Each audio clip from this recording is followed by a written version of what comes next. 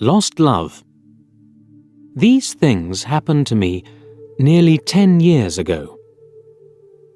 I lived in a city, but the city was hot in summer. I wanted to see the country. I wanted to walk in the woods and see green trees. I had a little red car, and I had a map too. I drove all night out into the country. I was happy in my car. We had a very good summer that year. The country was very pretty in the early morning. The sun was hot, and the sky was blue. I heard the birds in the trees. And then, my car stopped suddenly. What's wrong? I thought. Oh dear, I haven't got any petrol. Now I'll have to walk. I'll have to find a town and buy some petrol. But where am I? I looked at the map. I wasn't near a town. I was lost in the country. And then I saw the girl. She walked down the road with flowers in her hand. She wore a long dress, and her hair was long too. It was long and black, and it shone in the sun. She was very pretty. I wanted to speak to her, so I got out of the car. "Hello," I said. "I'm lost. Where am I?" She looked afraid, so I spoke quietly. "I haven't got any petrol," I said. "Where can I find some?" Her blue eyes looked at me, and she smiled. She's a very pretty girl, I thought. "I do not know," she said. "Come with me to the village. Perhaps we can help you." I went with her happily, and we walked a long way. There isn't a village on the map, I thought. Perhaps it's a very small village. There was a village, and it was old and pretty. The houses were black and white and very small. There were a lot of animals. The girl stopped at a house and smiled at me. "Come in, please," she said. I went in. The house was very clean, but it was strange too. There was a fire and some food above it. I felt hungry then. That's strange, I thought. They cook their food over a wood fire. Perhaps they have no money. I met her father and mother, and I liked them. They were nice people, but their clothes were strange. "Sit down," said the old man. "Are you thirsty after your walk?" He gave me a drink, and I said, "Thank you." But the drink was strange too. It was dark brown and very strong. I didn't understand, but I was happy there. I asked about petrol, but the old man didn't understand. "Petrol?" he asked. "What is that?" This is strange, I thought. Then I asked, "Do you walk everywhere?" The old man smiled. "Oh, no. We use horses," he said. Horses, I thought. Horses are very slow. Why don't they have cars? But I didn't say that to the old man. I felt happy there. I stayed all day, and I ate dinner with them that evening. Then the girl and I went out into the garden. The girl's name was Mary. "This is nice," she said.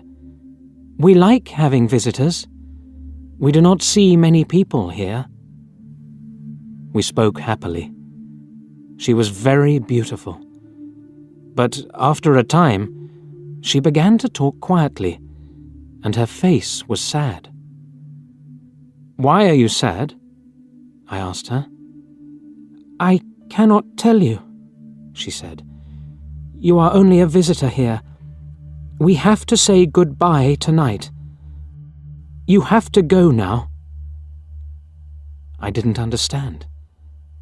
I loved her, I knew that, and I wanted to help her. Why did I have to go? But Mary said again in a sad voice, "You have to go. It is dangerous here." So I said, "I'll go to the next town and find some petrol. Then I'll come back." She didn't speak.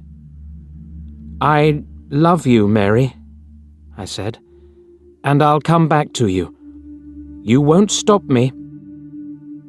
She said goodbye to me at the door. Her face was very sad, and I was sad too. I didn't want to go. It was midnight. The night was very dark, but I walked and walked. I was very tired when I saw the lights of a town. I found some petrol, and then I asked the name of the village. But the man at the garage gave me a strange look. "What village?" he asked. I told him about the village. I told him about the old houses and the people with strange clothes. Again, he gave me a strange look.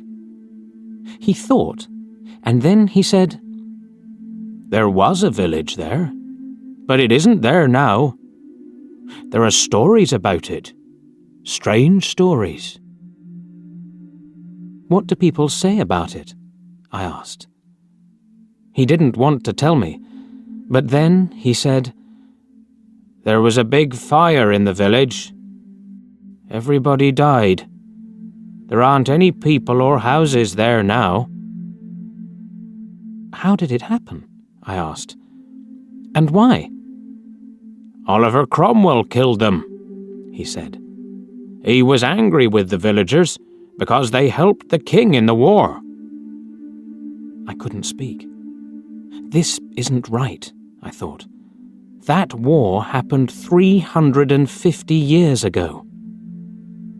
Then I remembered the strange clothes, the long hair, the food over the fire, and the old houses. And I remembered, too, about the horses. "But I don't understand," I cried. "I saw the people and the village. I spoke to some people there." The man looked quickly at me, and then he spoke. "There's an interesting story about the village. For one day, every 10 years, it lives again. But only for one day. Then it goes away again for another 10 years. On that one day, you can find the village, but you have to leave before morning, or you will never leave." Can this be right? I thought. Perhaps it was. Mary said, "You have to go." She loved me, but she said, "We have to say goodbye." She was afraid for me. Now I understand, I thought. I went back to the village, but it wasn't there. I looked again and again, but I couldn't find it. I saw only flowers and trees. I heard only the sound of the birds and the wind. I was very sad. I sat down on the ground and cried. I will never forget that day.